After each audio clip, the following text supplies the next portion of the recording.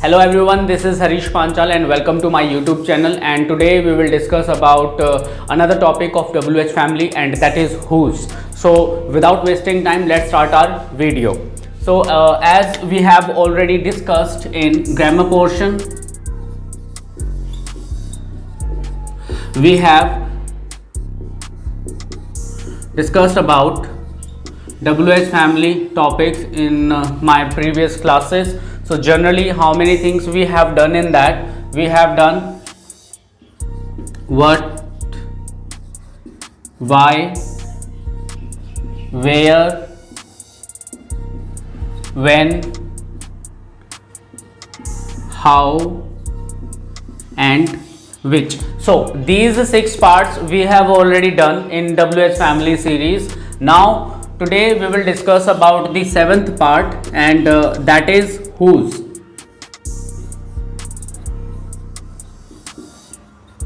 Today we will discuss about whose. Whose is used for asking for ownership.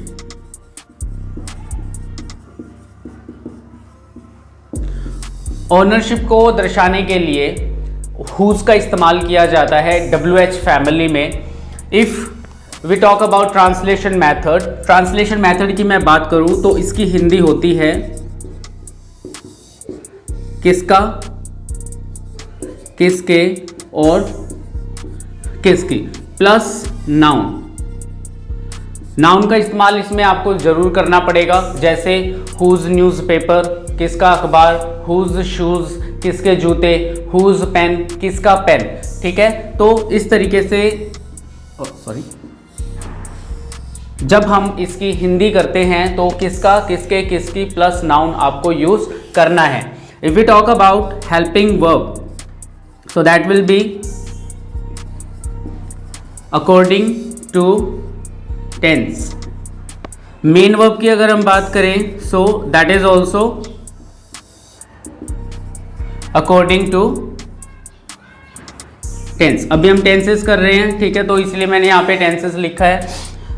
If we talk about the syntax, syntax कैसे होगा? First of all you need to use whose. Sentence में सबसे पहले whose आएगा, उसके बाद आपको noun का इस्तेमाल करना है, whose plus noun, and then helping verb, then subject, verb and object. Whose plus noun, helping verb plus subject plus not plus verb and then object. तो ये 2 सिंटेक्स होते हैं जो आपको फॉलो करने हैं सेंटेंस बनाते समय. Whose, noun, helping verb, subject, verb and object. ठीक है, तो इतना क्लियर हो गया. हुज का यूज़ क्यों किया जाता है? ऑनरशिप के लिए, मीन्स आंसर में मालिक का नाम आता है. ठीक है, जैसे for example whose newspaper is this, यह किसका अखबार है. ठीक है, यह अमित का अखबार है, दिस इज अमित्स न्यूज़पेपर. तो इस तरीके से इसको यूज़ करना है. चलिए अब इसके कुछ एग्जाम्पल्स देख लेते हैं. मैं पहले भी कई बार बता चुका हूं, हमने अभी टेंसेस फिनिश किए हैं, टेंसेस के बाद हमने WH फैमिली को स्टार्ट किया है, तो इसलिए हम टेंसेस के सेंटेंसेस बनाएंगे. नंबर 1 एग्जाम्पल इज हुज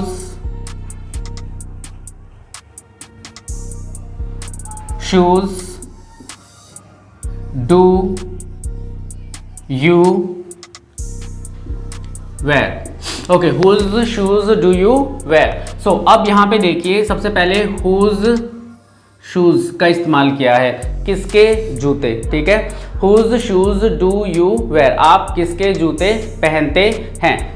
इसका नेगेटिव सेंटेंस जब आप बनाओगे, whose shoes do you not wear. तो जब आप नेगेटिव सेंटेंस बना रहे हो उसमें भी सिंटेक्स को सेम फॉलो करना है. सबसे पहले WH फैमिली वर्ड, उसके बाद आपने यहाँ पे एक नाउन यूज़ किया, then helping verb, subject, not and then verb. ठीक है, तो इस तरीके से आपको इसके सेंटेंसेस बनाने हैं. ये सेंटेंस सिंपल प्रेजेंट टेंस का है. अब नेक्स्ट सेंटेंस हम देख लेते हैं, प्रेजेंट कॉन्टिन्यूअस टेंस को लेते हैं। जैसे फॉर एग्जाम्पल हुज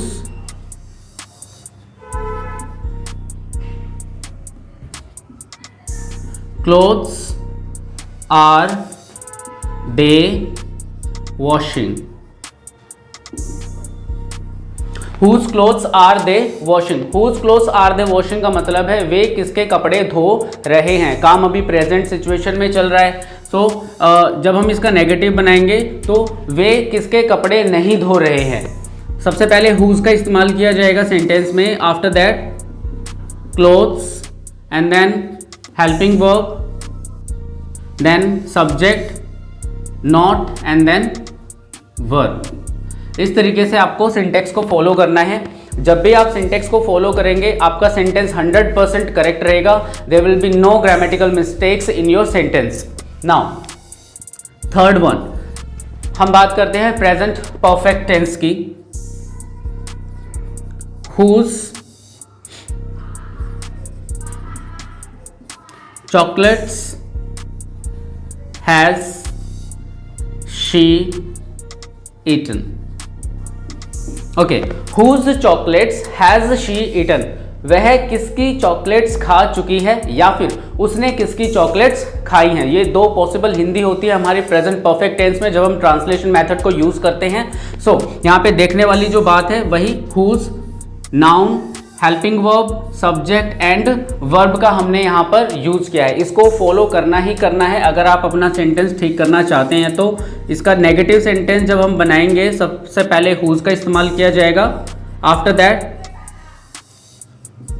नाउन आ जाएगा, उसके बाद helping verb, then subject, put not and then third form because it is present perfect tense. So whose chocolate has she not eaten, this is the sentence. इसमें इसको देखिए और इस syntax को देखिए, दोनों के दोनों बिल्कुल सेम है। So there will be no grammatical mistakes at all.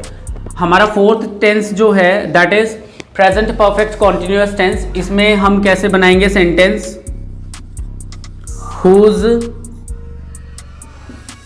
Chairs have you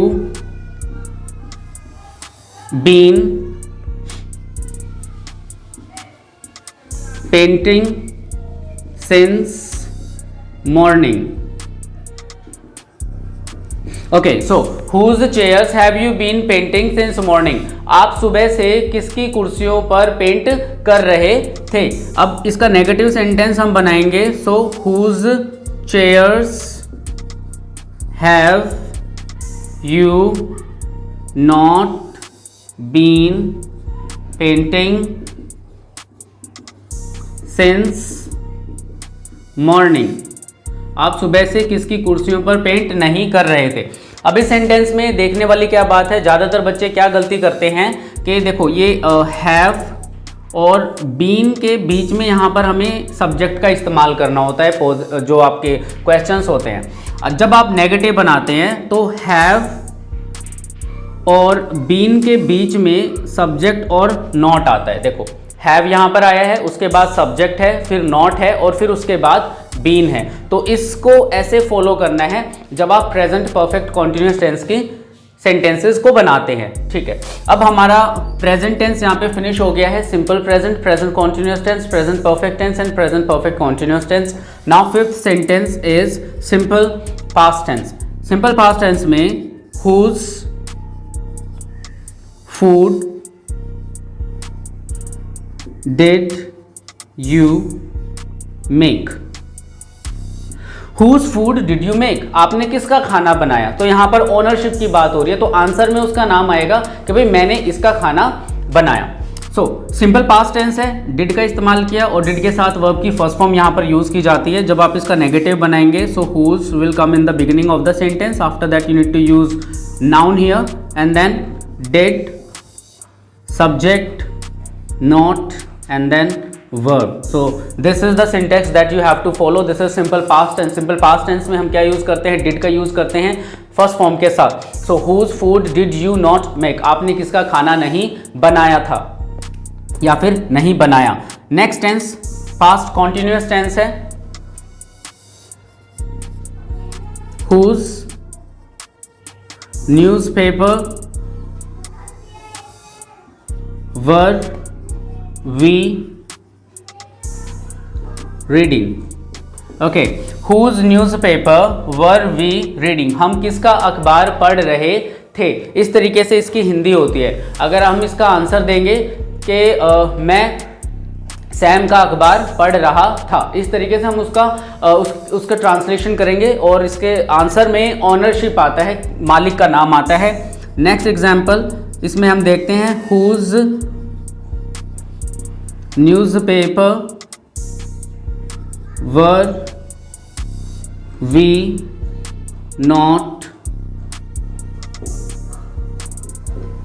reading? Whose newspaper were we not reading? Again whose, then noun, verb, subject, not, and then verb। इस तरीके से हमें सिंटेक्स को follow करना है। तो हमारा simple past tense, past continuous tense. Next tense जो हम बनाएंगे पास्ट परफेक्ट टेंस को यूज करेंगे। whose tea had I drunk? whose tea had I drunk? मैं किसकी चाय पी चुका था या फिर मैंने किसकी चाय पी थी। तो दो पॉसिबल हिंदी होती हैं पास्ट परफेक्ट में। अब जब इसका नेगेटिव सेंटेंस बनाते हो तो whose tea had I not drunk? इस तरीके से आप सेंटेंसेस को बनाते हो। ठीक है, तो ये हमारे simple past tense, past continuous tense and past perfect tense, 3 tense हो गए हैं। इसका लास्ट सेंटेंस भी हम बनाते हैं, 8 सेंटेंस यहीं पे बना देते हैं। जैसे whose house had you been selling for 2 days? Okay, so whose house had you been selling for 2 days? आप 2 दिन से किसका घर बेच रहे थे? इस तरीके से हम पास्ट परफेक्ट टेंस की हिंदी बनाते हैं और इस तरीके से हम उसकी इंग्लिश बनाएंगे इन सिंटेक्सेस को फॉलो करके। जब आप इसका नेगेटिव सेंटेंस बनाओगे तो सेंटेंस में whose house, पहले whose उसके बाद noun, whose house had, subject के साथ यहाँ पर नॉट का इस्तेमाल करना है, उसके बाद बीन का इस्तेमाल किया जाएगा एंड देन वर्ब, और फिर हम इसमें टाइम को यूज करेंगे। सो whose house had you not been selling for 2 days? आप 2 दिन से किसका घर नहीं बेच रहे थे? तो इस तरीके से आप लोगों को हर टेंस का एक सेंटेंस बनाना है। जैसे मैंने प्रेजेंट टेंस के 4 बनाए और पास्ट टेंस के 4 सेंटेंस बनाए हैं। ठीक है, अभी हम फ्यूचर के बना लेते हैं। आज मैं आपको सारे के सारे 12 के 12 टेंसेस पे सेंटेंस बना के बताऊंगा, जिससे कि आपको अच्छे तरीके से ये टॉपिक समझ में आ जाए। और जब आप घर पर बैठ के अपने सेंटेंसेस की प्रैक्टिस करेंगे तो आप यहाँ से हिंट ले सकते हैं और एग्जाम्पल्स को देख सकते हैं। चलिए, तो अभी हम फ्यूचर के चारों टेंसेस पे एक एक सेंटेंस बना लेते हैं। सबसे पहले हम सिंपल फ्यूचर टेंस से सेंटेंस बनाएंगे। Number 1 sentence is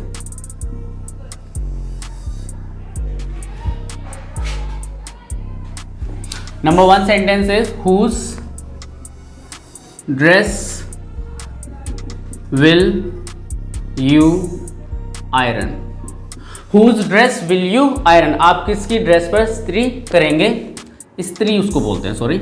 Whose dress will you not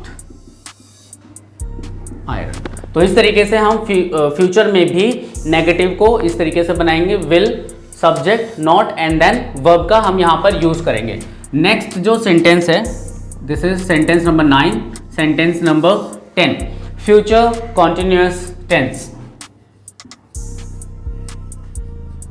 whose bat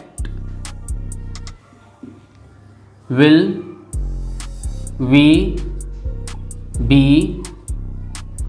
buying? जब हम फ्यूचर कॉन्टिन्यूस टेंस को यूज़ करते हैं, सो उसमें विल बी का इस्तेमाल किया जाता है। अब विल और बी के बीच में आपको सब्जेक्ट का इस्तेमाल करना है, ठीक है। ज़्यादातर बच्चे विल बी को एक साथ लिखते हैं, उसके बाद सब्जेक्ट लिखते हैं, तो ये फॉर्मेट गलत होता है। आपको इस तरीके से इसे फॉलो करना है। हुज बैट सबसे स्टार्टिंग में आ गया, ये हुज के साथ नाउन का इस्तेमाल हो गया। उसके बाद विल वी बी, विल और बी के बीच में आपको सब्जेक्ट का इस्तेमाल करना है एंड देन उसके बाद वर्ब का यूज़ करना है। जब हम इसका नेगेटिव सेंटेंस बनाते हैं तो सेम चीज़ यहाँ पर भी रहेगी। सबसे पहले हुज का इस्तेमाल किया जाएगा, उसके बाद यहाँ पर नाउन आ जाएगा and then we will have to use will. यहाँ पर सब्जेक्ट आया है, सब्जेक्ट के साथ हमने नॉट का इस्तेमाल करना है, उसके बाद हम बी का इस्तेमाल करेंगे और फिर हम यहाँ पर वर्ब को यूज़ करेंगे, ठीक है। सो हुज बैट ये एक साथ ही आएगा सेंटेंस के अंदर, उसके बाद विल यहाँ पर और बी यहाँ पर, इनके बीच में आपको सब्जेक्ट और नॉट को यूज़ करना है, उसके बाद वर्ब को यूज़ करना है। तो इस तरीके से अगर आप सेंटेंस बनाते हैं तो सेंटेंस में ग्रामेटिकल मिस्टेक्स नहीं होंगी। नेक्स्ट सेंटेंस,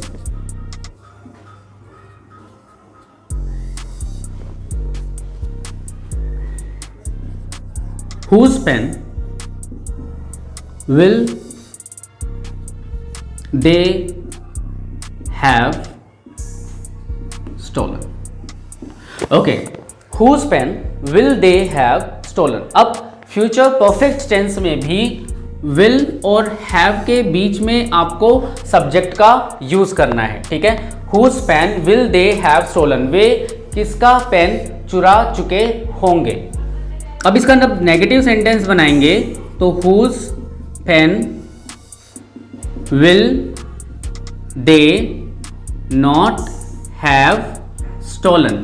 तो इस तरीके से आपको फ्यूचर परफेक्ट के सेंटेंस बनाने हैं। यहाँ पर will और have के बीच में आपको सब्जेक्ट और नॉट का इस्तेमाल करना है, ठीक है। तो यहाँ पर देखिए इस तरीके से आपको सेंटेंसेस बनाने हैं, गलती नहीं करना। एंड लास्ट सेंटेंस जो है आपका फ्यूचर परफेक्ट कॉन्टिन्यूअस टेंस, इसका एक सेंटेंस बनाते हैं जैसे whose book will she have been reading for 7 days? वह 7 दिनों से किसकी किताब पढ़ रही होगी। तो इस तरीके से हम इसकी हिंदी बनाएंगे और यहाँ पर देखिएगा विल और हैव बीन के बीच में हमने सब्जेक्ट को यूज़ किया है। इसी तरीके से जब आप सेंटेंस बनाओगे तो आपको इसी तरीके से सेंटेंस बनाना है, गलती नहीं करनी है। नेक्स्ट, जब हम इसका नेगेटिव सेंटेंस बनाएंगे सबसे पहले whose plus noun, after that will she not have been, then verb का इस्तेमाल करना है, उसके बाद फॉर एंड देन आपको टाइम का इस्तेमाल करना है। So whose book will she not have been reading for 7 days? वह 7 दिन से किसकी किताब नहीं पढ़ रही होगी। यहाँ पर विल और हैव बीन के बीच में सब्जेक्ट और नॉट को इस्तेमाल करना है, ठीक है। तो अभी ये मैंने आपको पूरे के पूरे टेंसेस के एक एक सेंटेंस बना के दिखाया है, 12 सेंटेंसेस बना के दिखाए हैं जिसमें आपको कौन कौन सी हेल्पिंग वर्ब यूज़ करनी है, कौन सी मेन वर्ब यूज़ करनी है और मोस्ट इंपॉर्टेंटली आपको हुज के साथ किस तरीके से सेंटेंसेस का कॉम्बिनेशन यूज़ करना है, किस तरीके से सेंटेंसेस को बनाना है, ठीक है। तो आज की क्लास में हमने क्या किया है, आज की क्लास में हमने हुज का इस्तेमाल किया है। हुज का इस्तेमाल आस्किंग फॉर ऑनरशिप के लिए किया जाता है। ट्रांसलेशन मेथड की बात करें तो किसका, किसके, किसकी प्लस नाउन का यहाँ पर इस्तेमाल होता है। टेंसेस से अभी हमने सेंटेंसेस बनाने हैं, so helping verb and main verb दोनों ही टेंसेस के अकॉर्डिंग बनानी है आप लोगों को। This is the syntax whose plus noun, helping verb, subject, verb and object, whose plus noun, helping verb, subject, not, verb and then object, ठीक है। तो ये आपके एग्जाम्पल्स हैं। जब आप सेंटेंसेस बनाएंगे और उसकी प्रैक्टिस करेंगे तो इन्हीं एग्जाम्पल्स को बेस बना के या फिर इन्हीं एग्जाम्पल्स को देख के आप सेंटेंसेस बनाइएगा। आपको 12 सेंटेंसेस बनाने हैं। उसके बाद एक टॉपिक लिखने की कोशिश कीजिए। टॉपिक लिखेंगे जैसे फॉर एग्जाम्पल आज आपको लिखना है रोल ऑफ इलेक्ट्रिसिटी।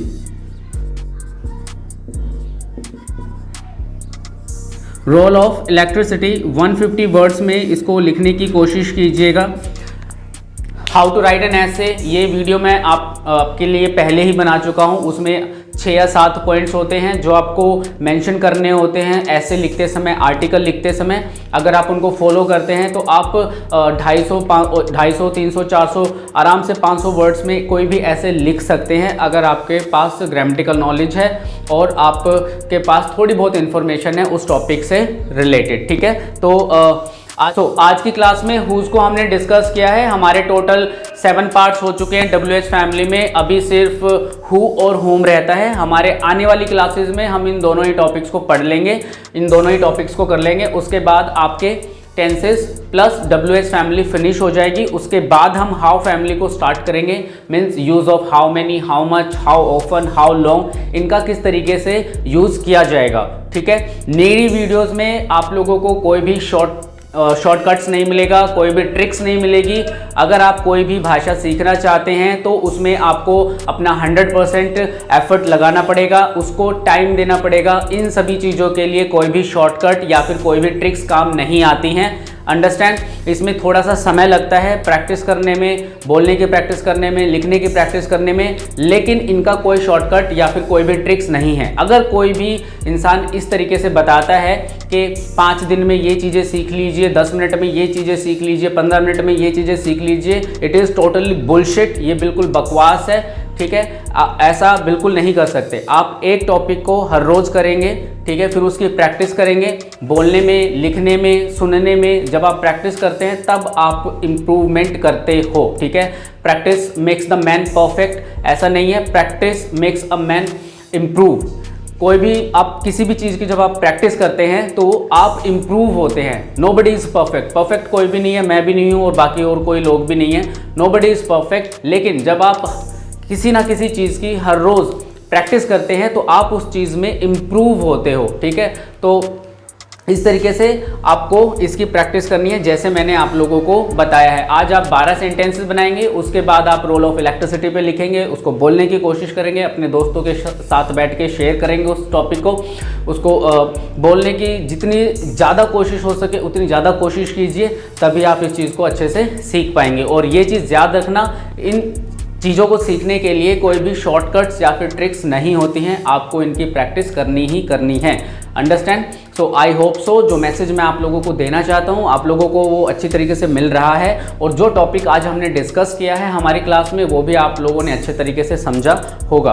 अगर फिर भी कोई भी परेशानी है, कोई भी दिक्कत अगर आपको आती है तो डिस्क्रिप्शन बॉक्स में मेरी ईमेल आईडी लिखी हुई है, आप मुझे मेल कर सकते हैं और आप ओपनली कमेंट सेक्शन में जाके कमेंट कर सकते हैं, जिसका रिप्लाई मैं आप लोगों को जरूर दूंगा। ठीक है, so thank you so much for your time and have a nice day to everybody. Bye bye and take care.